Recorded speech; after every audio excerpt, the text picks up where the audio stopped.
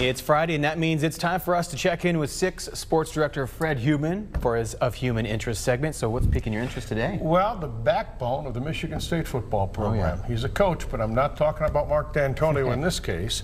I mean D'Antonio's longtime strength and conditioning coach, drummer. He's Ken Manny. His Marine type style gets the Spartan players in shape in the offseason and keeps them there. Now in his 24th season, players rave about Manny's long-term effect. He gives life lessons, outside of football to actually make you think, am I really a man or not? Coach Manny is very, very important. He got all that gray hair. I always tell him he don't got it for no reason. He has a lot of wisdom. He has a lot of insight, and he's a very, very powerful figure. He's one of the reasons a lot of people leave here as a man. Now, those are pretty powerful statements from 2 of MSU's prominent players about the impact strength and conditioning coach Ken Manny has had on them and on this program. Manny, as I said, in his 24th season, he was actually hired by Nick Saban some time ago. He has survived several head coaches, and he's a man who knows the true value of tough love. I grew up in a completely tough love environment from the get-go. So my hometown in Ohio, Steubenville, Ohio, is a tough love town. So it's a small, still city on the Ohio River. It's made up of hard-working, dedicated, committed people that put the nose to the grindstone every day. Don't be the weak link. Don't be just hanging around. You better bring your hard hat and lunch pail, no matter what I'm not talking about just going to work physically. I'm talking about any endeavor that you decide to go into. You better bring that hard hat and lunch pail with you, and that clenched jaw, locked in spine, and ready to go. So that shaped you? I think so. I mean, I always look back towards things like that. I talk about, I can never discount those days in terms of, being a main influence on me in terms of, who I am and what I believe in. Absolutely. Did you ever think you'd be here 24 years? I never really gave it much thought. The place is very special to me. It's special to our family. It's a great place. It has a lot of great people in it.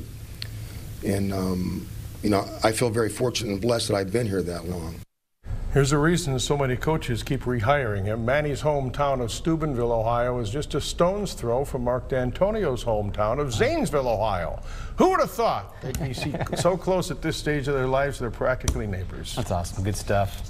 Welcome back. It's Monday, and that means it's time for us to check in with 6 Sports Director Fred Heumann for a look at what is piquing his interest this week. So, Fred, what do you got for us? Hi, Siobhan. Well, actually, I mentioned last week in our sportscast that former Williamston basketball coach Jason Bauer nearing the 2-year mark, finding out he has brain cancer.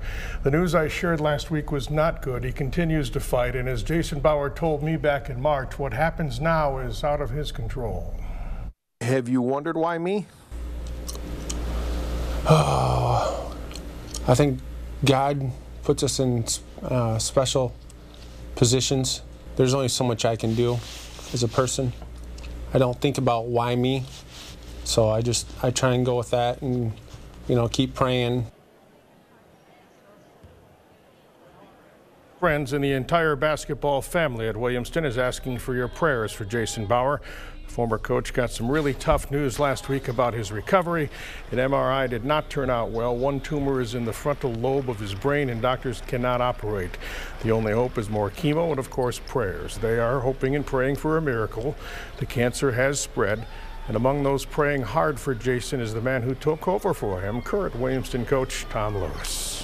I had spoken to his wife via text today, and all of our thoughts and prayers are with Jason and his family, and we hope to see him around the gym. He's just had an incredible fight. It's coming up on 2 years here, but we just ask everybody to pray for Jason and his family. And I do have this update today, Siobhan. Jason has been in very good spirits and remains positive and upbeat. Enjoyed a family dinner yesterday, laughing and enjoying himself. That's the kind of guy he is. Yeah. And he's hoping to attend the Hornets game tomorrow night against Waverly. He remains Bauer strong and has our prayers. Absolutely. And I really believe in the power of positive thought. So. Yeah, well, he's used it, and he's still kicking, and we're hoping and praying for him. Absolutely. Fred, thank you.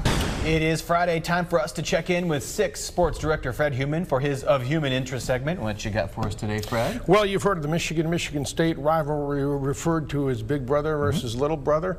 It really happened this week when the Spartans and Wolverines played baseball Wednesday afternoon in East Lansing. Harrison Salter is a freshman catcher for Michigan. He wears number 11 like his grandfather Bill Freehand did with the Detroit Tigers. Will Salter is a senior catcher for the Spartans, also wears number 11 for his granddad.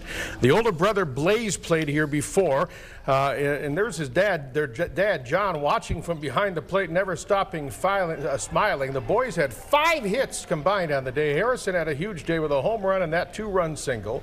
Wolverines won the game 10-2. The two brothers commiserated with each other after and with the family.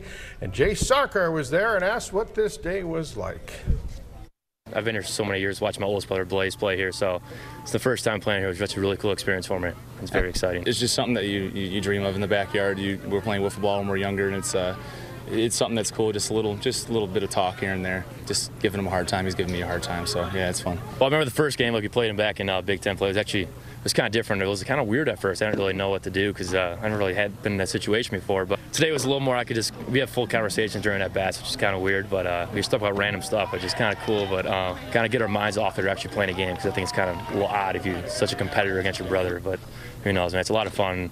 I love playing against you. He's my best friend, so that's great. And to have them both play against one another has been something that me and my wife could only dreamt about. They have, one of the legends in our sport, and Bill Freehand, as a role model, and it means so much to them to wear that number 11, Bill Freehand's number. When you can assign deeper purpose and deeper meaning to something and make it not about you, but playing for something bigger than yourself, that's where those special moments come in.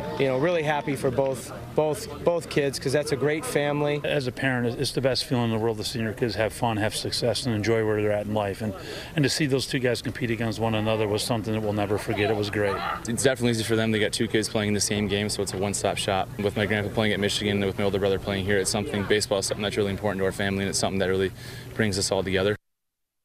Pretty good family affair on the baseball field, from Bill Freehand to the grandkids Salters. How cool is that? Yeah, it is pretty cool. It really is. We appreciate it, Fred. Siobhan, back to you.